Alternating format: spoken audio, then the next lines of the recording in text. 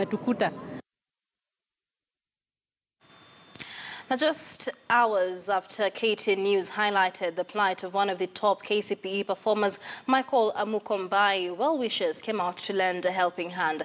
And as he promised during a live telephone interview on KTN News last night, Nairobi Governor Mbuvi Sonko was among them. William Lusige with that report.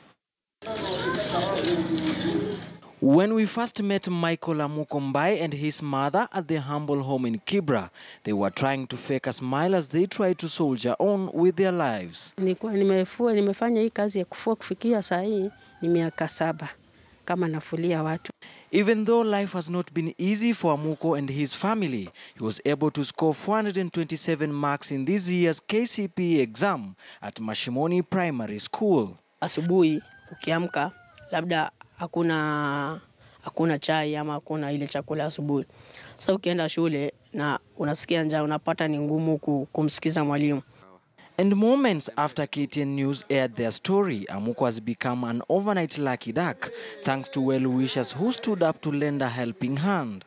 Nairobi Governor Mike Sonko among them. Amejitolea leo kusaidia mama kufungua biashara. Na tena ameahidi kijana akienda shule ataweza kumsaidia kwa miaka 4 hiyo inakuja. Today they were invited to visit the governor's office where Michael's mother was handed 100,000 shillings to start a business before her son joined secondary school. Nilijua nitasaidiwa kusomesha mtoto.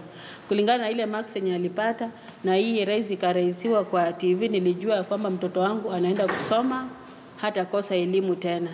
As Michael Amuko awaits his placement to secondary school, his hopes have now been restored.